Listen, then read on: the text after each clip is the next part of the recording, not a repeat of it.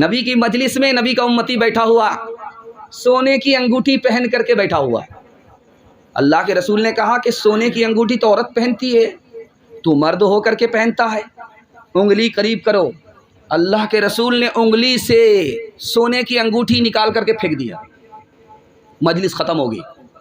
اب لوگ جانے لگے، کوئی اس انگوٹھی کو اٹھانے والا نہیں۔ جس کو نبی نے پھینک دیا اس کو کوئی بھی اٹھانے والا نہیں، کوئی اٹھانے کے لیے تیار نہیں۔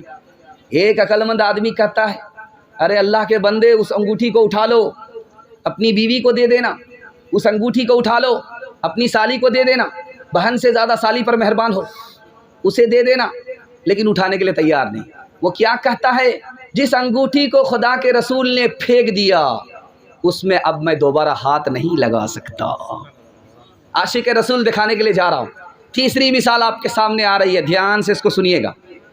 اللہ کے رسول نے کہا شراب حرام ہو گئی۔ اب لوگوں کے پاس دو ہی راستے تھے، شراب کو غیر مسلم سے بیچ لیتے، پیسہ بنا لیتے، لیکن نہیں، عاشق تھے، عقل مند نہیں تھے، عاشق تھے۔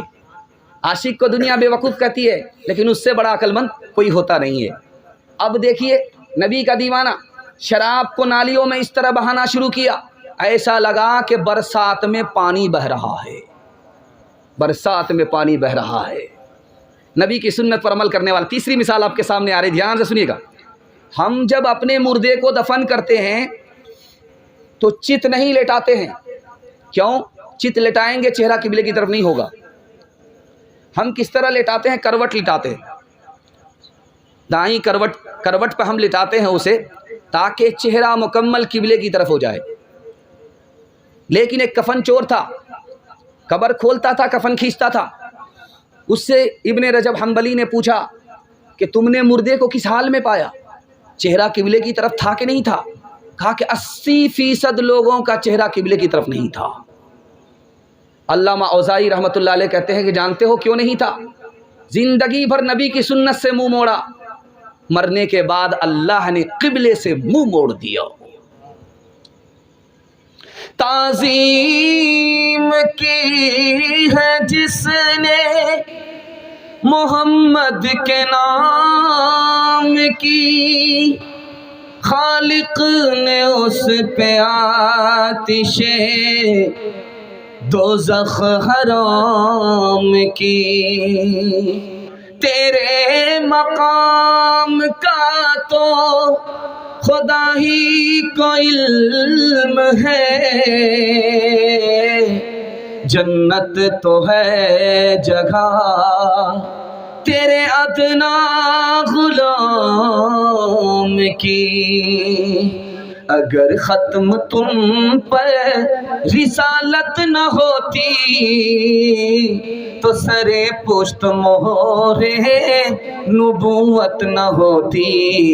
اگر ختم تم پر تمہیں ہر نبی پر فضیلت نہ ہوتی، تمہیں ہر نبی پر فضیلت نہ ہوتی، تمہیں ہر نبی پر فضیلت نہ ہوتی، تو خیر الامم شان امت نہ ہوتی، تو خیر الامم شان امت نہ ہوتی، تو خیر الامم شان امت نہ ہوتی۔ محمد کا جلوہ اگر وہ دیکھ لیتی، محمد کا جلوہ اگر وہ دیکھ لیتی، محمد کا جلوہ اگر وہ دیکھ لیتی، محمد کا جلوہ اگر وہ دیکھ لیتی، تو زلیخا کو یوسف کی حسرت نہ ہوتی، تو زلیخا کو یوسف کی حسرت نہ ہوتی، تو زلیخا کو یوسف کی حسرت نہ ہوتی۔ سیرت کا پیغام نکل گیا۔ غیر مسلموں کے حوالے سے آپ کو پیغام دینے کے لیے جا رہا ہوں، دھیان سے اگر آپ لوگ سننے کے لیے تیار ہیں تو ہاتھ اٹھا دیجیے۔ دل ملے یا نہ ملے، ہاتھ ملائیں گے، ہاتھ اٹھا دیجیے، کوئی فائدہ نہیں ہوگا۔ دل سے دل ملانا ہوگا، تبھی ہاتھ ملانے سے فائدہ ہوگا۔ دھیان سے سنیے، غیر مسلموں کے حوالے سے سنانے کے لیے جا رہا ہوں۔ اس ملک کا ایک بادشاہ گزرا ہے، اس کا نام ہے اورنگزیب۔ دعا کیجیے اللہ ان کی قبر کو نور سے بھر دے۔ ان کی جنگ ہو گئی کن سے؟ شیواجی سے۔ شیواجی کو اورنگزیب نے گھیر لیا۔ تاریخ دیکھیے ذرا سا، بالکل مختصر۔ جب گھیر لیا تو راشن ختم ہو گیا، دانا پانی ختم ہو گیا۔ اب شیواجی نے اپنی ماں سے کہا کہ اماں کیا کریں، اورنگزیب نے مجھ کو گھیر رکھا ہے، دانا پانی ختم ہو گیا، کیا کریں؟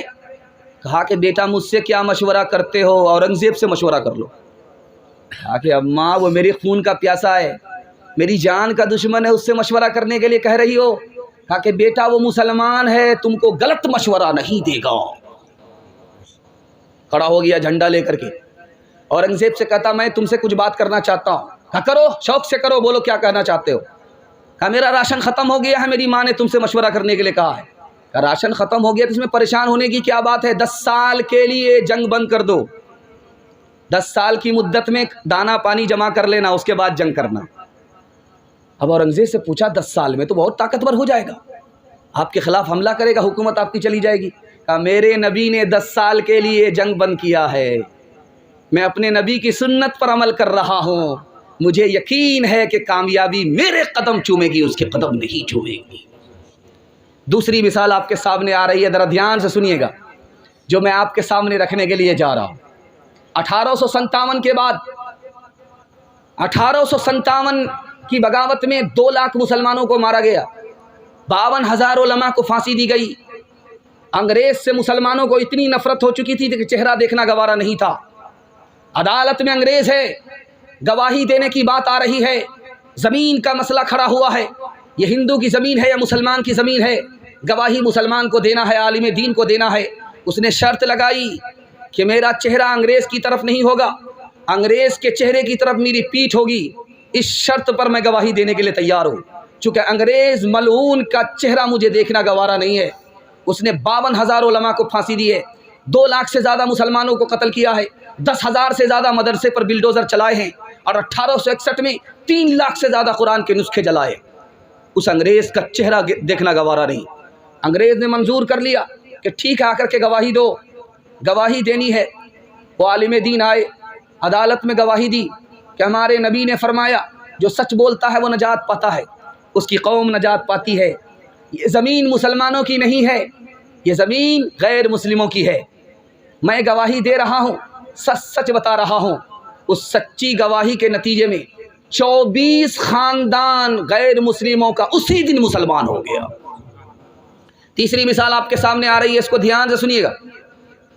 آپ دیکھیں گے جب ٹرین میں سفر ہوتا ہے، پانی بند ہو گیا تو آپ دیکھیں گے کہ استنجا خانے میں پخانہ اوپر پڑا ہوا رہتا ہے، کسی کی ہمت نہیں ہوتی اندر جانے کی۔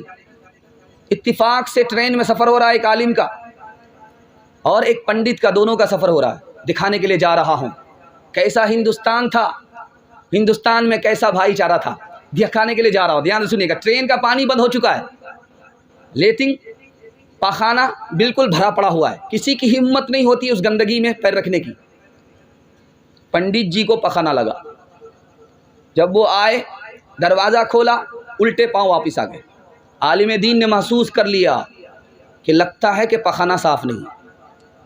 ڈبیا اٹھائی، ڈبا اٹھایا سگریٹ کا، اس کو جلا کر کے پورے بیت الخلا کو صاف کر دیا، اور آ کر کے یہ نہیں کہا کہ میں نے صاف کیا ہے جائیے، نہیں، میں تو ابھی گیا تھا، بیت الخلا تو بالکل پاک صاف ہے، صاف ستھرا ہے، جائیے۔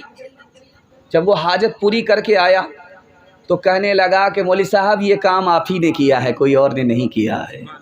اس نے کہا کہ میں نے کیا کیا، میں نے تو اپنے نبی کی سنت پر عمل کیا۔ ایک یہودی ہمارے نبی کے یہاں مہمان ہوا، وہ کھا لیا تھا، ناک تک کھا لیا تھا، اس کا پیٹ تھا کہ انڈیا گیٹ تھا۔